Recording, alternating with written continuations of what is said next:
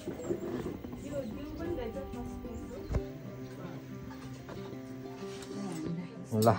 अब हाम्रो चेलीहरूलाई आज यसो दसैँमा खाना खानु बोलाएको पल्लो घर दिपा दिदीहरू भान्जा भान्जीहरू सबै तयारी हुँदैछ। चौथो दिन हाम्रो कस्तो भइरहेछ त नि हो। ल पाहुनाहरूलाई बोलाउनु अघि गएको थिएँ बाजे पुगेसँग हो के अलिकति अनि थाल्नु पर्यो नि अब कहाँ आयो त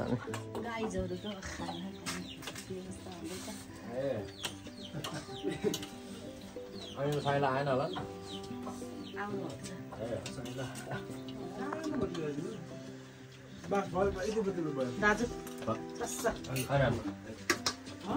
हामी चाहिँ अब खान नसकेर होला कि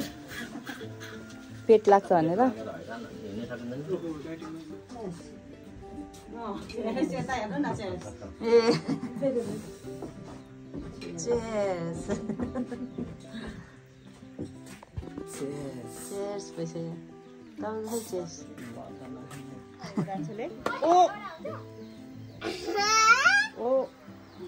चक्च गर्नु हुँदैन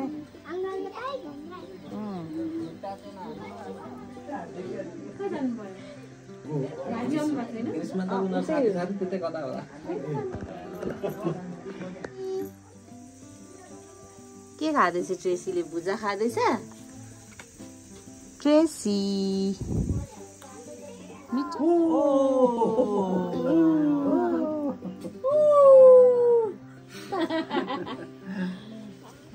हाई गर ट्रेसी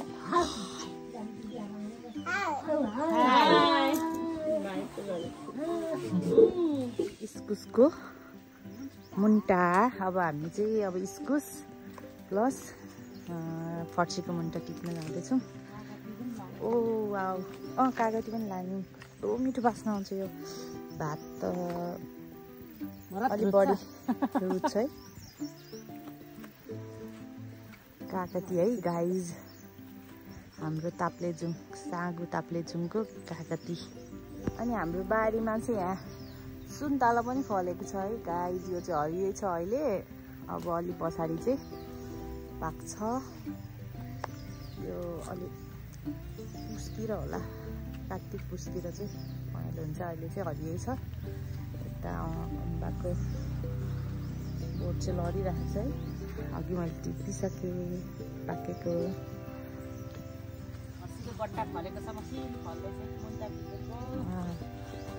यो चाहिँ हामी अब आजको लागि गाईहरू होइन गाईहरू यही गट्टा फलेको छ कहाँ थियो स्टन्नै फल्दैछ बच्चाहरू यो पूर्वतिर चाहिँ गट्टा भन्छ कि उता चितवनतिर चाहिँ हामी फर्सीलाई फर्सीको गट्टा भनिन्छ यसलाई अलि ठुलोलाई फर्सी भनिन्छ हाम्रो पूर्वतिर चाहिँ हेलो गाइस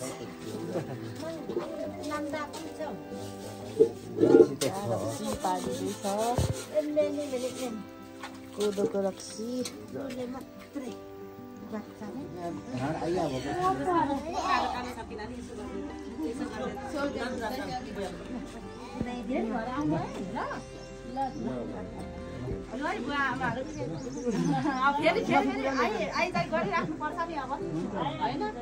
अब त गाडी छ नजिक भइहाल्यो भेटघाट एकदम गरिराख्ने है आइरहने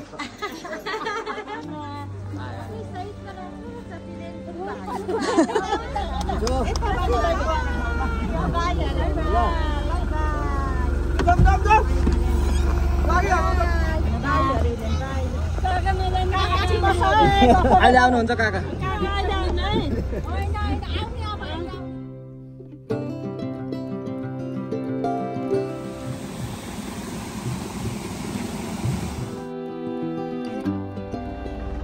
डाँडाले पठाउने भनेको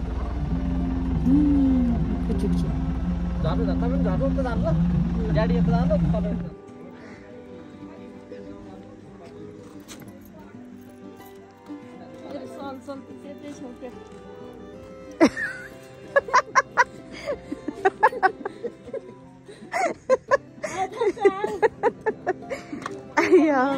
पुरा हातमा समातेर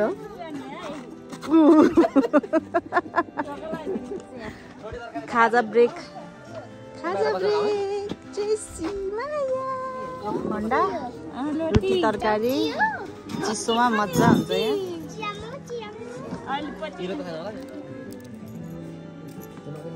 ड्याडी कस्तो लागेछ त खाना खाजा एकदम मिठो छ माली ठाउँको दुईटा त आयो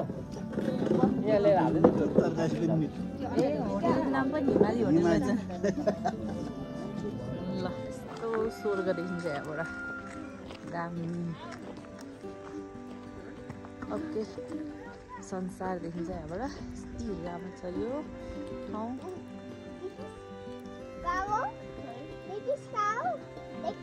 देखिस् भनौँ न तान्छु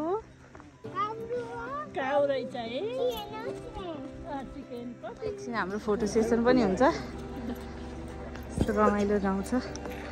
ठाउँ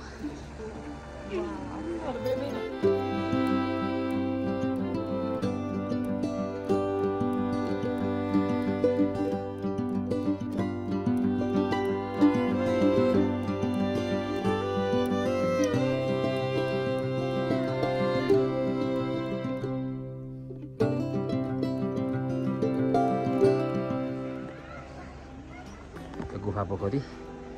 गेट हो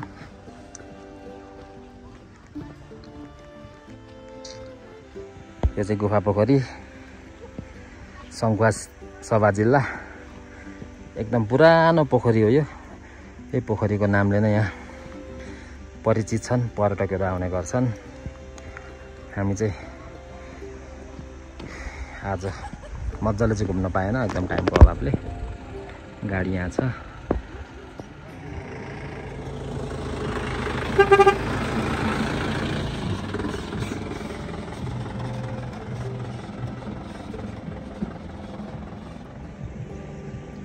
यो चाहिँ तिनजुरे भिर हो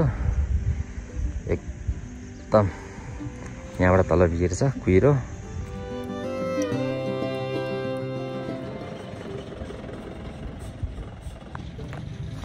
यो चाहिँ तिनजुरे भिर डाँडा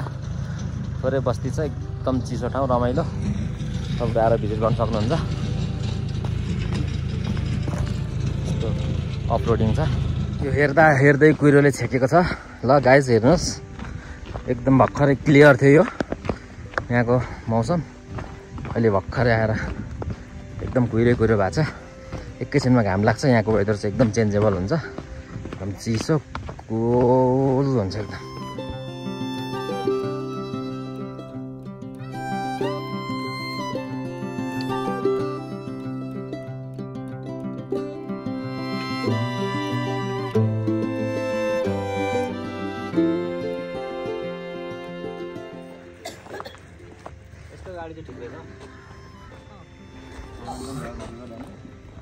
Jessie!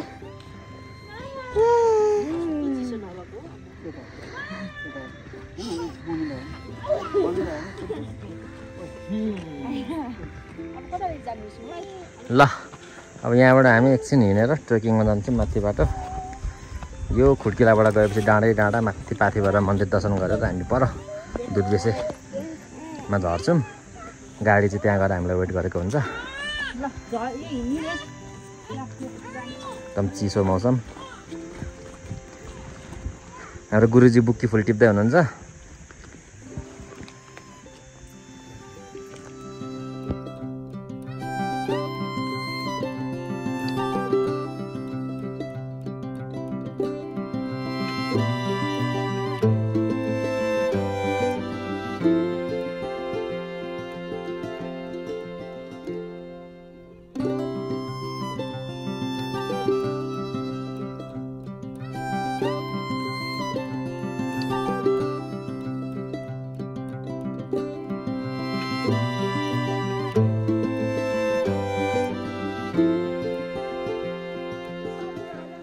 वाव दामी तर हिँड्दा हिँड्दा सास फुलिसक्यो मेरो त त्यो हिँड्ने बानी छैन नि त देन देन देन देन जान लाग्यो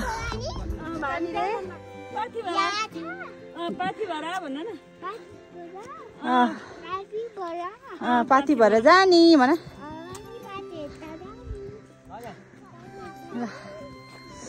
ट्रेस तेह्रथुमको पाथीभरा मन्दिर हो एकदमै राम्रो छ यो माथि म चाहिँ ठुलो पाथीभरा चाहिँ गइसकेको छु यहाँ पनि वरिपरिको त्यो वातावरण चाहिँ सेम त्यस्तै उता चाहिँ अलिक भर्याङ छ यहाँ चाहिँ यस्तो यो बार लगाएर बनाएको छ तर धेरै राम्रो रमाइलो पाथीभरा अहिले ठ्याक्क हामी मन्दिर पुग्न लाग्यो अनि यहाँ यो बादल पनि खुल्ला भएर कस्तो राम्रो देखिएको छ चाहिँ एकदमै रमाइलो छ अब हामी उता इलाम कन्यामहरू पनि जान्छौँ होइन त्यो चाहिँ नेक्स्ट पार्टमा आउँछ पूर्व चाहिँ एकचोटि सबैजनाले भिजिट गर्नु होला यति राम्रो छ यो तेह्रथुमको पाथीभरा पनि मेरो यो 1.5 वर्षको छोरी यो 3 वर्षको छोरा मम्मी ड्याडी उता दिदीहरू हुनुहुन्छ हस्बेन्ड मजाले हामी हिँड्दैछौँ यो बच्चाहरू धरि हिँडिराखेको छ अचम्म लाग्दैछ यस्तो बाटोमा पनि म स्यास्या भइसकेँ यो बुढाहरू चाहिँ अझै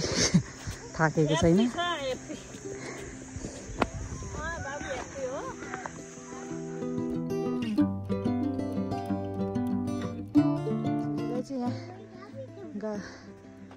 माया लागेछ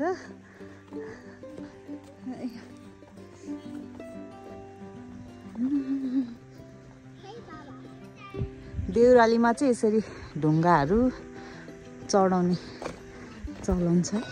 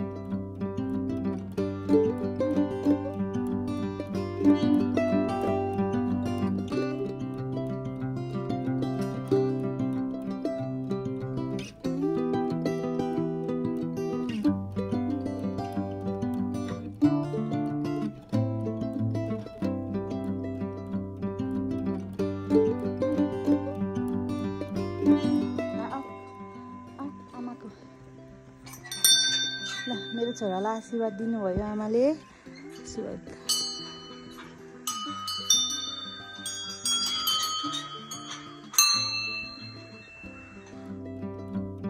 हामी चाहिँ दर्शन गरेर फर्किँदैछौँ यस्तो खुसी लागेको छ यो चाहिँ अघि आएको अर्कै बाटो हो यो चाहिँ फर्किएको अर्कै बाटो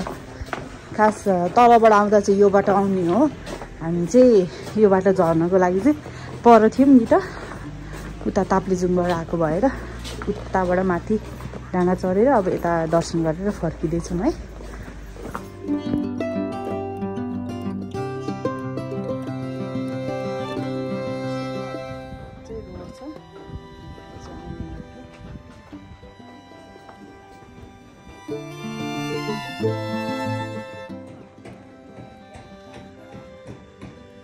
पाथीभरा चाहिँ दर्शन गरेर हामी फर्किसकेको छौँ अब उता धरान जान्छौँ होला आजको लागि चाहिँ यति नै अरू भिडियो चाहिँ नेक्स्ट पार्टमा आउनेछ थ्याङ्क यू फर वाचिङ नमस्ते सेवारो